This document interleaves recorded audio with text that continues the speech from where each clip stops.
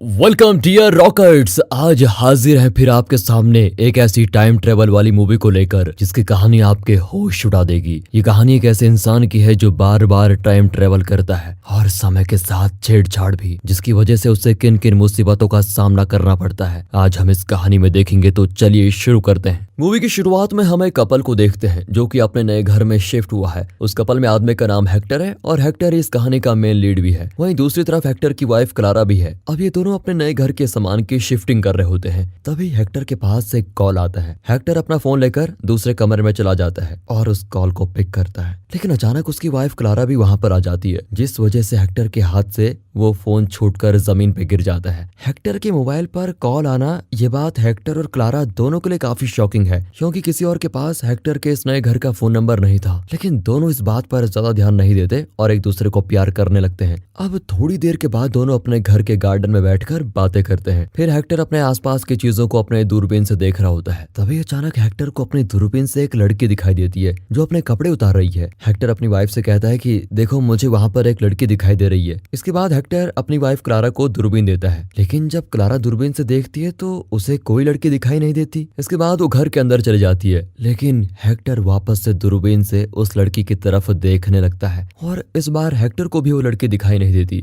Hector को सिर्फ उसके उतरे हुए कपड़े ही दिखाई देते हैं। ये देखकर वो शॉक हो जाता है और उस लड़की को देखने के लिए जंगल की तरफ बढ़ता है। थोड़ी दूर जाने के बाद हेक्टर को वो लड़की जमीन पर बेहोश पड़ी हुई दिखाई देती है और उसके कपड़े उतरे हुए होते हैं। फिर वो उस लड़की को जगाने की कोशिश करता है, लेकिन वो जागती नहीं। अब वो उसको करीब आकर देखने लगता है, तभी पीछे से कोई हेक्टर के दाहिने हाथ पर एक सीजर से हमला कर देता है। लेकिन इसके बाद हेक्टर कैसे भी करके अपनी जान बचाकर वहां से भागता है और सीधे एक पेड़ के पीछे जाकर छिप जाता है। फिर जब हेक्टर पीछे मुड़कर देखता है तो उसको एक बैंडेज पहना हुआ आदमी दिखाई देता है जो उसका पीछा कर रहा है। लेकिन हेक्टर अपनी पूरी ताकत लगाकर वहां से भागता है, क्योंकि उसे ऐसा लग रहा होता है कि इस बैंडेज वाले आदमी ने जैसे उस लड़की को मारा वो मुझे भी वैसे मार देगा। इसलिए हेक्टर भागते भागते घर के पास पहुंचता है, लेकिन उस घर का दरवाजा बंद होने की वजह से हेक्टर घर के मालिक को आवाज लगाता है, लेकिन उसकी आवाज को कोई सुनता ही नहीं। तो मजबूरन हेक्टर को शीशे के गेट को तोड़कर घर के अंदर जाना पड़ता है। अब घर के अंदर जाने के बाद हेक्टर देखता है इस घर में कोई नहीं है। देखने में तो ये घर किसी साइंटिस्ट का लग रहा होता है। इसके बाद वो घर के कमरे में एंटर करता है, जहाँ दरअसल एक लेबोरेटरी होती है। फिर वो उस लेबोरेटरी में अपने जख्म साफ करता है और ये करने के बाद वो घर की सारी चीजों को देखता है कि कहीं कुछ सुराग मिले। थोड़ी दूर पर ही टेबल पर पड़ा एक वॉकी टॉकी हेक्टर को दिखाई देता है, जिसमें कोई आदमी बात कर रहा है। हेक्टर फौरन उस आदमी से बात करता है और उसे अपने साथ हुई घटना के बारे में सब कुछ बताता है। वो उस आदमी से एवन मदद भी मांगता है। फिर वो आदमी हेक्टर को अपने घर की लोकेशन बताता है। हेक्टर उस आदमी की दी हुई लोकेशन पर पहुंचता है तो उसे एक घर दिखाई देता है। हेक्टर घर के अंदर एंटर हो जाता है तो जिस आदमी ने हेक्टर को शरण दी होती है उस आदमी का नाम एल जोवेन है। उसके लेबोरेटरी में बहुत सी मशीन लगी होती है। हेक्टर फिर उसको थैंक यू कहता है और कहता है कि घर के सभी दरवाजे बंद कर दो, एक बैंडेज पहना हुआ इंसान मुझे मारना चाहता है। तभी जोवेन कहता है कि तुम इस मशीन के अंदर छुप जाओ, वो बैंडेज वाला आदमी इस मशीन को नहीं खोल पाएगा।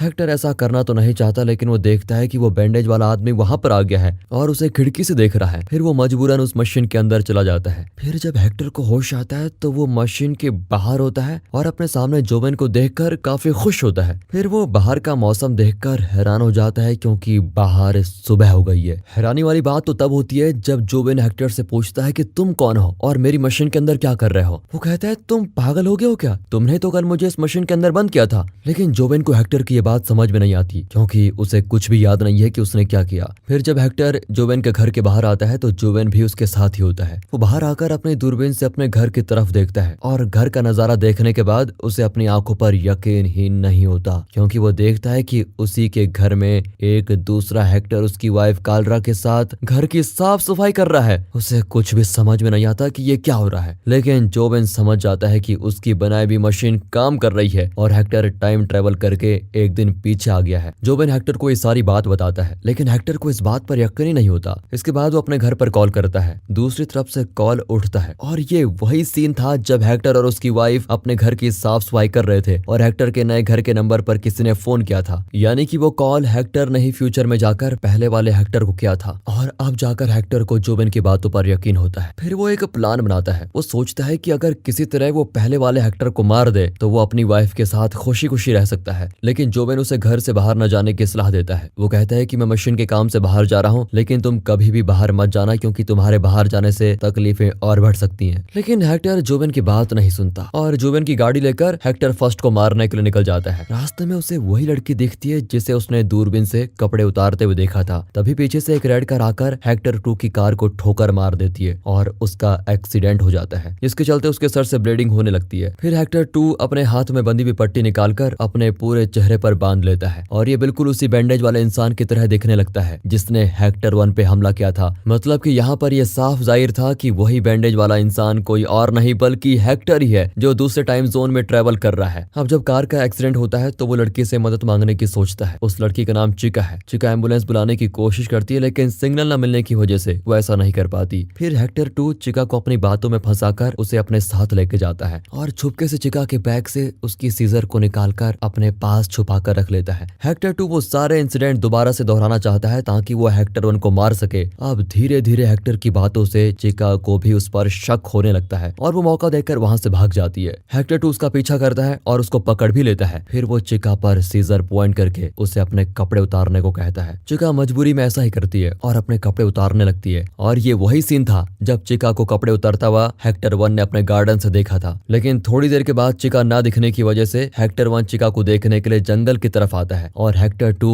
हेक्टर 1 को आते हुए देखता है। इसी बीच मौके का फायदा उठाकर चिका वहां से भाग जाती है, लेकिन हेक्टर 2 उसे वापस से पकड़ लेता है। तभी दोनों के पैर स्लिप होने के कारण वो दोनों थोड़ी दूर नीचे गिर जाते हैं, जहां चिका के सर पे चोट लगने की वजह से वो बेहोश हो जाती है। फिर हेक्टर 2 चिका के सारे कपड़े उतारकर उसे बेहोशी की हालत में छोड़ देता है और थोड़ी दूर जाकर छिप जाता है। उसी दौरान वहां पर हेक्टर 1 आता है और हेक्टर 2 हेक्टर 1 पर अपनी सीजर से सीधा हमला करके उसे जख्मी कर देता है। फिर उसी जख्मी हालत में हेक्टर 1 भागते हुए एक घर के पास पहुंचता है। इधर हेक्टर 2 हेक्टर 1 का पीछा करता है, लेकिन अचानक उसे चिका की चिल्लाने की आवाज आती है और वो जाकर देखने लगता है, लेकिन चिका वहां पर नहीं होती। जिसके बाद हेक्टर 2 रात में अपने घर आता है, लेकिन तभी उस पे कोई औरत हमला कर देती है। फिर वो अपनी जान बचाकर छत पर चला जाता है और उस औरत से बचकर क्लारा को आवाज लगाता है और जोर से कहता है कि मैं ही असली हेक्टर हूँ। लेकिन क्लारा उसको देखकर डर जाती है और वहां से भागने लगती है और भागते भागते क्लारा का पैर स्लिप हो जाता है और उसकी छत से नीचे गिरकर हो जाती है मौत। हेक्टर 2 अपनी बीवी को ऐसे मरता हुआ देखकर काफी उदास होता है। क्लारा की मौत के बाद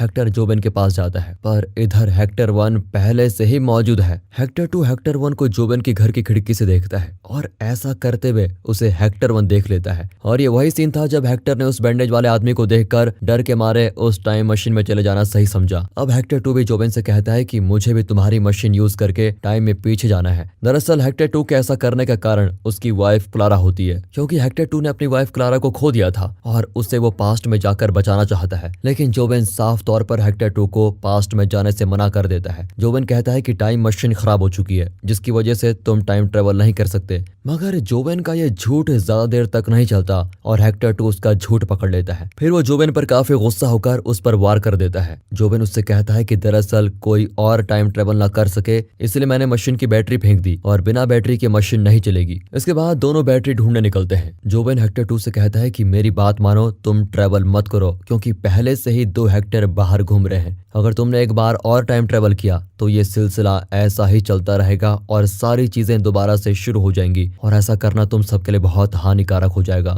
लेकिन हेक्टर 2 जोवेन से कहता है कि मैं वापस से टाइम ट्रेवल करने वाला हूँ और पास्ट में जाने वाला हूँ। ये बात तुम्हें कैसे पता चली? तो जोवेन कहता है कि दरअसल मुझे ये बात हेक्टर 3 ने बताई और उसने तुम दोनों से पहले ही टाइम ट्रेवल कर लिया है। उसी ने मुझे बोला है कि अगर हेक्टर को टाइम ट्रेवल करने से रोका नहीं गया तो ये सिलसिला ऐसा ही चलता रहेगा। लेकिन हेक्टर 2 कहता है कि ये सब मुझे कुछ नहीं पता, मैं बस पास्ट में जाकर अपनी बीवी को बचाना चाहता हूँ। तभी हेक्टर 2 को मशीन की बैटरी मिल जाती है और वो दोबारा से टाइम ट्रेवल करके समय में पीछे चला जाता है। हेक्टर 3 मशीन के बाहर आता है और जोवेन उसके सामने खड़ा होता है। आप सभी को बता दूं कि इस समय टोटल 3 हेक्टर बाहर हैं। पहला तो वो नॉर्मल हेक्टर, दूसरा बैंडेज वाला हेक्टर और तीसरा जो ये अभी मशीन से बाहर आया है। फिर हेक्टर 3 बचते हुए दोनों हेक्टर यानी कि हेक्टर 1 और हेक्टर 2 को मारने का प्लान बनाता है और जोवेन को बोलता है कि हेक्टर 1 के यहाँ आने के बाद तुम उसे उलझा के रखना ताकि मैं हेक्टर 2 का सफाया कर सकूं। अब हेक्टर 3 दोनों हेक्टर को इसलिए मारना चाहता है ताकि दोनों के मरने के बाद वो आराम से अपनी बीवी के साथ रह सके। इसके बाद हेक्टर 3 फौरन ही एक दूसरी रेड कलर की गाड़ी लेकर निकल जाता है। दरअसल ये वही गाड़ी होती है जिसने पास्ट में हेक्टर 2 की कार पे ठोकर मारी थी और हेक्टर 2 की कार का एक्सीडेंट हुआ था। अब हेक्टर 3 सड़क के किनारे लगी हेक्टर 2 की गाड़ी को धक्का मार देता है जिससे कार में मौजूद हेक्टर 2 बहुत बुरी तरह से जख्मी होता है। लेकिन ऐसा करने के बाद हेक्टर 3 अपनी भी गाड़ी नहीं संभाल पाता और वो अपनी कार को एक पेड़ में ले जाकर ठोक देता है और अब तो हेक्टर 3 भी काफी जख्मी हो चुका है।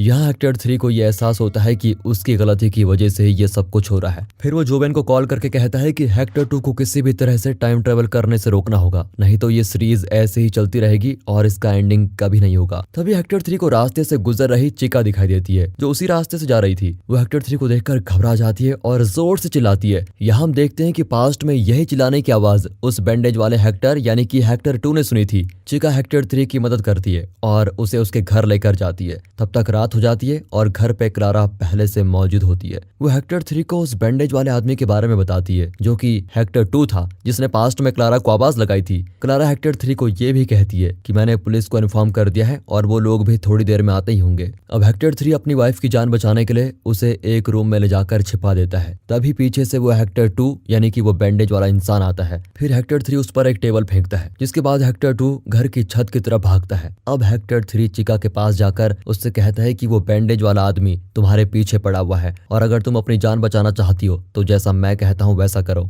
चिका हेक्टर 3 की बात मानती है जिसके बाद हेक्टर 3 चिका के बाल काटकर उसे क्लारा के कपड़े पहना देता है जिससे चिका बिल्कुल क्लारा की तरह दिखने लगती है। उसके बाद वो चिका को घर की छत पर भेजता है और वहां पहुंचते ही चिका का पैर फिसलता है और वो गिरकर मर जाती है। इसका मतलब ये था कि पास्ट में भी जो औरत मारी गई थी जिसे हेक्टर 2 ने क्लारा समझा था, दरअसल वो क्लारा नहीं चिका थी। अब हेक्टर 2 चिका को मरा हुआ देखकर उसे वापस से क्लारा समझ लेता है और वहां से सीधा जोवेन के घर की तरफ भागता है। जिसके बाद हेक्टर 3 अपनी वाइफ को रूम से निकलकर बाहर लेके आता है और दोनों चेयर पर बैठकर सोचने लगते हैं कि हो क्या रहा है। हेक्टर 3 कुछ भी बदल नहीं पाया तो अब पास्ट, प्रेजेंट और फ्यूचर तीनों ऐसे ही रहेंगे और हेक्टर 1, 2 और 3 ऐसे ही टाइम ट्रेवल करते रहेंगे और ये सीरीज इन्फिनिटी तक चलती रहेगी। और दोस्तों इसी के साथ ये मूवी यहाँ पर खत्म होती है। रुको दोस्तों, इसके बाद एक और चीज है, लेकिन उससे पहले आप हमें सपोर्ट कीजिए हमारे दूसरे चैनल पर मूवीज वेदर पर, जहाँ पर हम आपको फिल्म इंडस्ट्री से जुड़ी ऐसी ऐसी बातें, मूवीज की साइकोलॉजी और बॉलीवुड, टॉलीवुड और हॉलीवुड से जुड़े अनसुने रहस्य लेकर आएंगे। चैनल का नाम है मूवीज वेदर, इसको सब्सक्राइब करके सपोर्ट कीजिए। बाकी रुको, इस मूवी में 3 हेक्टर थे,